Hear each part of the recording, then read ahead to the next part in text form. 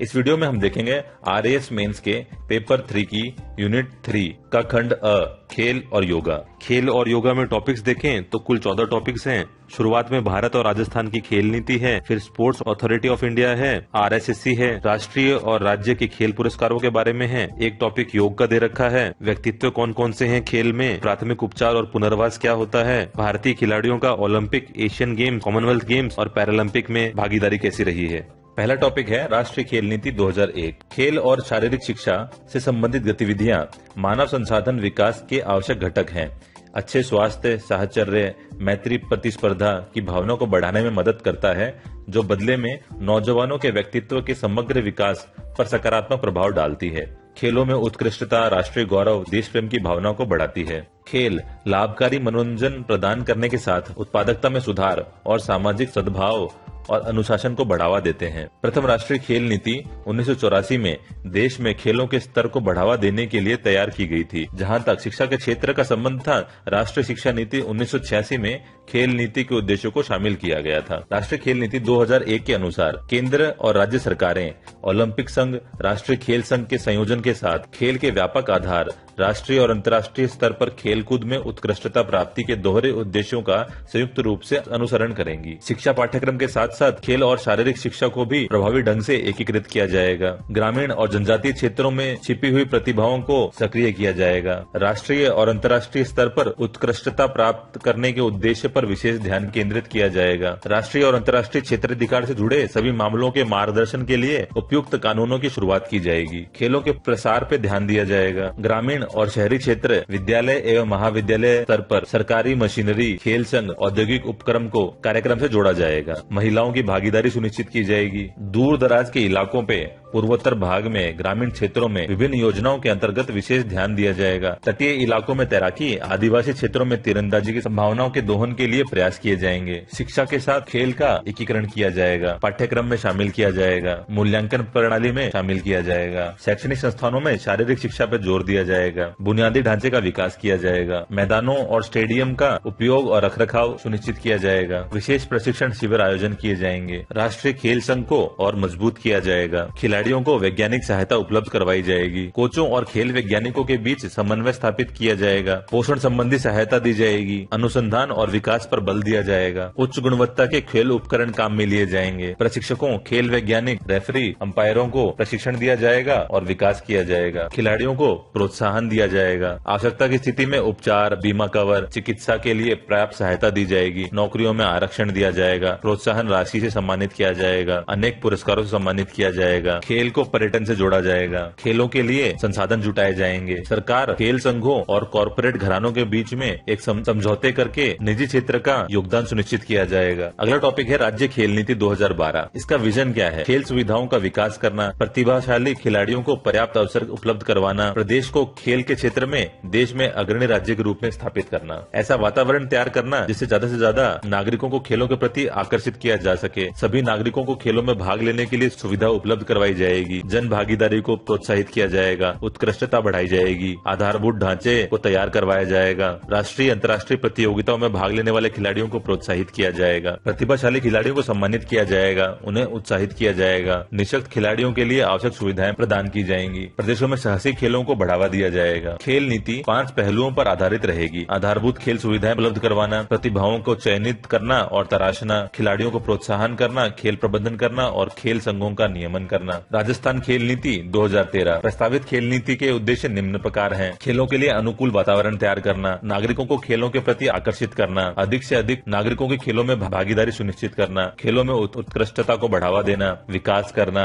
आधारभूत ढांचे को उपलब्ध करवाना, खिलाड़ियों को प्रोत्साहित करना, सम्मानित करना, पैरा खिलाड़ियों की भागीदारी सुनिश्चित करना, साहसिक खेलों को बढ़ावा देना। अगला टॉपिक है भारतीय खेल प्राधिकरण, स्पोर्ट्स अथॉरिटी ऑफ इंडिया या साई। 1982 में 9वें एशियाई खेलों के आयोजन के दौरान बड़े पैमाने पर नए स्टेडियम भवनों का निर्माण किया गया। खेलों के आयोजन के बाद इनके रखरखाव की समस्या पैदा हुई तो 25 जनवरी 1984 को साई की स्थापना की गई। संविधान के अनुरूप खेलों की स्वायत्तता बरकरार रखने के लिए 25 जुलाई 1985 को इसे सोसाइटी पंजीकरण एक्ट 1860 के तहत पंजीकृत संस्था का दर्जा दिया गया। वर्तमान में यह भारत में खेलों का संचालन करने वाली शीर्ष संस्था है। इसका मुख्यालय नई दिल्ली में है। इसका उद्देश्य भारत में खेलों को उत्कृष्टता प्रदान करना है। वर्तमान में यह भारत के युवा कार्यक्रम और खेल मंत्रालय के अंतर्गत एक स्वायत्त शासी निकाय के रूप में कार्य करती है। इसके द्वारा संचालित प्रमुख शैक्षणिक केंद्र हैं नेताजी सुभाष चंद्र राष्ट्रीय खेल संस्थान पटियाला और लक्ष्मीबाई राष्ट्रीय महाविद्यालय ऑफ फिजिकल एजुकेशन तिरुवनंतपुरम। अगला टॉपिक है राजस्थान राज्य क्रीड़ा परिषद या RSSC खेल का सर्वोच्च संस्थान है। इसके द्वारा मुख्य रूप से निम्न पुरस्कार दिए जाते हैं। महाराणा प्रताप पुरस्कार 1982 से दिए जा रहे हैं, खिलाड़ियों को दिए जाते हैं। गुरु वशिष्ठ पुरस्कार 1985 से दिए जा रहे हैं, कोच और प्रशिक्षक को दिए जाते हैं। RSSC सर्वोच्च संस्थान है, 1958 में पंजीकृत हुई थी। RSSC के सदस्य निम्नलिखित हैं। राज्यपाल संरक्षक होता है, मुख्यमंत्री उप संरक्षक होता है, 12 अन्य सदस्य होते हैं, अध्यक्ष होते हैं, CEO होते हैं और सचिव होते हैं। अखिल भारतीय खेल सलाहकार समिति 1954 की अनुशंसा पर 1957 में राज्य में खेलों की नियामक संस्था के तौर पर राजस्थान राज्य क्रीड़ा परिषद की स्थापना हुई थी। राजस्थान राज्य क्रीड़ा परिषद राजस्थान संस्था रजिस्ट्रीकरण अधिनियम 1958 के तहत पंजीकृत संस्था है। सभी जिलों में खेलों को बढ़ावा देने के लिए जिला खेल कूद प्रशिक्षण केंद्र स्थापित किए गए हैं, जहाँ पर जिला खेल अधिकारी कार्यरत होते हैं। समस्त जिला खेलकूद प्रशिक्षण केंद्रों पर एक जिला क्रीड़ा परिषद का गठन किया गया है। संबंधित जिले के DM उसके अध्यक्ष होते हैं और जिले के खेल अधिकारी सदस्य सचिव का कार्य करते हैं। अगला टॉपिक है योग। योग शब्द की उत्पत्ति संस्कृत के युज धातु से हुई है। योग के अर्थ निम्नलिखित परिभाषाओं के द्वारा समझा जा सकता है। पतंजलि के अनुसार चित्त की वृत्ति का निरोध ही योग है। भगवत गीता के अनुसार कर्म की कुशलता ही योग है। वेद व्यास के अनुसार योग समाधि है। पतंजलि द्वारा रचित योग सूत्र में योग के 8 तत्वों अष्टांग योग का वर्णन किया गया है। ये हैं यम, नियम, आसन, प्राणायाम, प्रत्याहार, धारणा, ध्यान और समाधि। तनाव के प्रबंधन में योग को रामबाण इलाज माना गया है।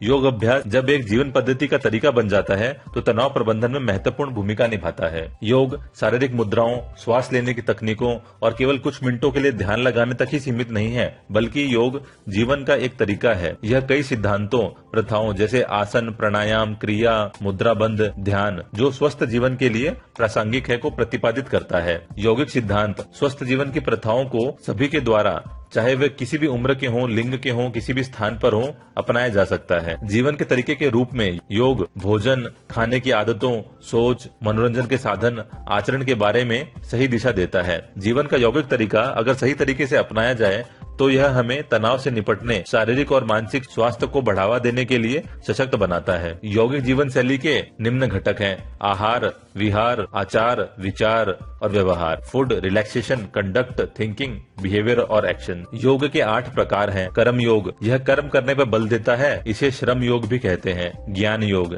यह व्यक्ति की ज्ञान प्राप्ति और विवेक कौशलता का योग है जो ध्यान स्थिति से प्राप्त किया जाता है। हठ योग, इस योग को सर्वश्रेष्ठ प्रकार माना गया है। यह शारीरिक और मानसिक शुद्धि करने वाला योग है। इस योग में मन पर नियंत्रण हेतु प्राणायाम व आसन किए जाते हैं। राजयोग, यह मन में जागरण और ज्ञान केंद्रों को जगाने वाला योग है। मंत्र योग, यह मंत्र साधना का योग कहलाता है। इस योग को मन को स्वतंत्र करने वाला योग बताया गया है। लय योग, यह योग व्यक्तित्व को जानते हुए ईश्वर में विलय का योग माना जाता है। अगला है भक्ति योग, इसे सगुण भक्ति योग भी कहा जाता है। अगला है अष्टांगिक योग। महर्षि पतंजलि ने योग सूत्रों में योग के 8 तत्वों का वर्णन किया है। इन्हें जीवन के अष्टपथ बताए हैं। पतंजलि के अनुसार योग का अंतिम लक्ष्य जीवात्मा का परमात्मा से मिलन बताया है। इन 8 पथों को अंतिम लक्ष्य तक पहुंचने का माध्यम बताया है। अगला टॉपिक है राजस्थान के प्रमुख खिलाड़ी। पहला नाम है राज्यवर्धन सिंह राठौड़ का। ये निशानेबाजी से रिलेटेड है। 2002 में युगल में अली खान मुराद को स्वर्ण पदक मिला था। 2004 में एथेंस ओलंपिक में इन्होंने रजत पदक जीता था। स्वतंत्रता के बाद यह प्रथम भारतीय हैं जिन्होंने ओलंपिक में व्यक्तिगत रजत पदक जीता है। 2004 में राजीव गांधी खेल रत्न पुरस्कार व राजस्थान खेल रत्न पुरस्कार से सम्मानित किया गया है। वर्तमान में जयपुर ग्रामीण से लोकसभा में भाजपा के सांसद हैं। अगला नाम है लिम्बाराम। ये तीरंदाज से रिलेटेड है। ये उदयपुर के हैं। इन्होंने कॉमनवेल्थ गेम्स में 3 स्वर्ण पदक सहित कुल 8 पदक दिलाए हैं। इन्हें महाराणा प्रताप पुरस्कार, राजस्थान खेल रत्न पुरस्कार, अर्जुन पुरस्कार सम्मान प्राप्त हो चुका है। अगला नाम है बजरंग लाल ताखर का। ये नौकायन या रोवर से रिलेटेड है। ये सीकर के हैं। एशियन गेम्स स्वर्ण पदक जीतने वाले पहले भारतीय बने थे 2010 में। 2008 में इनको अर्जुन पुरस्कार से सम्मानित किया गया था। 2013 में इन्हें पद्म पद्मश्री मिला है। अगला नाम है नवीन गौतम, ये कबड्डी से रिलेटेड है, इन्हें 2007 में अर्जुन पुरस्कार मिला था। अगले हैं सुंदर सिंह गुर्जर, ये पैरा जेवलिन थ्रोवर हैं, करोल राजस्थान के रहने वाले हैं। 2016 में राष्ट्रीय पैरा एथलेटिक्स चैंपियनशिप में स्वर्ण पदक जीता था। टोक्यो ओलंपिक में 64 मीटर जेवलिन थ्रो करके उन्होंने कांस्य पदक जीता है। अगले खिलाड़ी का नाम है देवेंद्र झाझड़िया, ये सादलपुर चूरू से रिलेटेड हैं। पैरालंपिक प्रतियोगिताओं में 2 बार स्वर्ण पदक जीतने वाले पहले पैरालंपिक खिलाड़ी बने हैं। 2005 में अर्जुन पुरस्कार, 2012 में पद्मश्री, 2004 में एथेंस ओलंपिक में पहला स्वर्ण जीता था, 2016 में रियो ओलंपिक में स्वर्ण पदक, 2018 में महाराणा प्रताप पुरस्कार, 2019 में अर्जुन अवार्ड से सम्मानित हुए हैं। Dubai world para athletics championship में स्वर्ण पदक जीता है। अगली खिलाड़ी हैं भक्ति शर्मा, जो तैराकी से रिलेटेड हैं, उदयपुर से रिलेटेड हैं, जलपरी के नाम से प्रसिद्ध हैं, विश्व के 5 महासागरों को तैरकर पार करने वाली विश्व की पहली महिला हैं। 2015 में अंटार्कटिका महासागर में तैरकर रिकॉर्ड बनाया था। अगली खिलाड़ी हैं अपूर्वी चंदेला, जो निशानेबाजी से रिलेटेड हैं, जयपुर की हैं। 2014 में ग्लासगो राष्ट्रमंडल खेलों में एयर राइफल स्पर्धा में स्वर्ण पदक जीता है। राष्ट्रमंडल खेलों में स्वर्ण पदक जीतने वाली राजस्थान की एकमात्र खिलाड़ी बनी है। अगला नाम है रजत चौहान का, जयपुर से रिलेटेड है। 2015 में विश्व तीरंदाजी चैंपियनशिप में भारत का पहला रजत पदक जिताया था। 2015 में ही विश्व के 10 तीरंदाजों में शामिल होने वाले राजस्थान के पहले तीरंदाज थे। अगले खिलाड़ी हैं मिताली राज, जो क्रिकेट से संबंधित हैं, जोधपुर की हैं। महिला क्रिकेट टीम भारतीय महिला क्रिकेट टीम की कप्तान रही हैं। वनडे में 5000 रन बनाने वाली देश की पहली और विश्व की दूसरी महिला हैं। 2003 में अर्जुन पुरस्कार, 2015 में पद्मश्री पुरस्कार मिला था। अगली खिलाड़ी हैं अवनी लेखरा, पैराशूटिंग से रिलेटेड हैं, जयपुर की रहने वाली हैं। टोक्यो पैरालंपिक्स में निशानेबाजी में स्वर्ण पदक जीतने वाली भारत की पहली महिला खिलाड़ी बनी थी। 2022 में पद्मश्री सम्मान भी मिला है। अगले खिलाड़ी हैं कृष्णा नागर, जो पैरा बैडमिंटन से संबंधित हैं, जयपुर के रहने वाले हैं। टोक्यो पैरालंपिक में स्वर्ण पदक जीता था। मेजर ध्यानचंद खेल रत्न पुरस्कार 2021 से सम्मानित हुए हैं। अगला टॉपिक है फर्स्ट एड। फर्स्ट एड का सिद्धांत क्या है? पहले दिए जाने वाले उपचार को प्राथमिकता दें।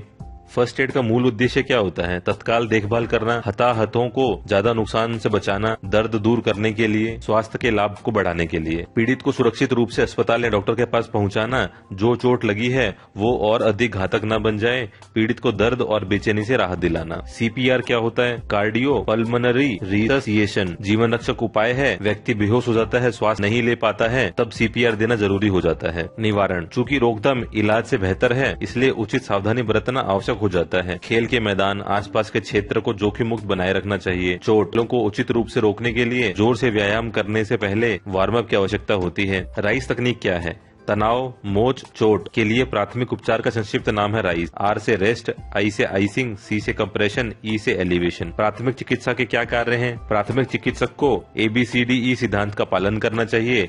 ए मतलब एयरवे, श्वास का पता लगाना है। बी मतलब ब्रीदिंग, श्वास रुकी हुई है तो कृत्रिम श्वास देनी है। सी से सर्कुलेशन, रक्त के प्रवाह को देखना है। डी से डिसेबिलिटी, शरीर में कोई विसंगति हुई है तो उसे पता लगाना है। ई से एक्सपर्ट, एक बार पुनर्जीवन देने के बाद प्राथमिक चिकित्सक का कार्य पूरा हो जाता है और अब विशेषज्ञ को अपना कार्य करना चाहिए।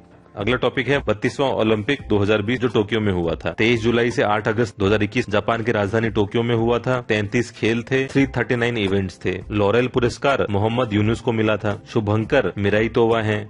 आदर्श वाक्य या मोटो यूनाइटेड बाय इमोशन है। ओलंपिक का नया आदर्श वाक्य फास्टर, हायर, स्ट्रॉन्गर टुगेदर रखा गया है। 4 नए खेल शामिल किए थे, skateboarding, surfing, sports climbing, karate. पदक तालिका में देखें तो अमेरिका प्रथम स्थान पे था, द्वितीय स्थान पे चीन था, भारत 48वें स्थान पर था। भारत के स्वर्ण पदक थे 1, रजत पदक 2, कांस्य पदक 4, कुल 7 पदक थे। अगला टॉपिक है टोक्यो पैरालंपिक्स 2020। 16वां पैरालंपिक खेल 24 अगस्त से 5 सितंबर 2021 को जापान की राजधानी टोक्यो में आयोजित किए गए थे। कुल 22 खेल थे, 539 इवेंट्स थे। शुभंकर सोमाइटी था। आदर्श वाक्य यूनाइटेड बाय इमोशन था। कुल 163 देश शामिल हुए थे। पदक तालिका में देखें तो प्रथम स्थान पे चीन था, द्वितीय स्थान पे ग्रेट ब्रिटेन था, तृतीय स्थान पे अमेरिका था। भारत का स्थान 24वां था। अगले कुछ ओलंपिक्स हैं। 2024 में ग्रीष्मकालीन पैरालंपिक पेरिस में होंगे। 2028 में ग्रीष्मकालीन पैरालंपिक लॉस एंजलिस अमेरिका में होंगे। 2022 के शीतकालीन पैरालंपिक बीजिंग चाइना में हुए हैं। अगला अर्जुन पुरस्कार की लिस्ट है। कुल 35 लोगों को दिए गए थे। अगली लिस्ट द्रोणाचार्य पुरस्कार की है,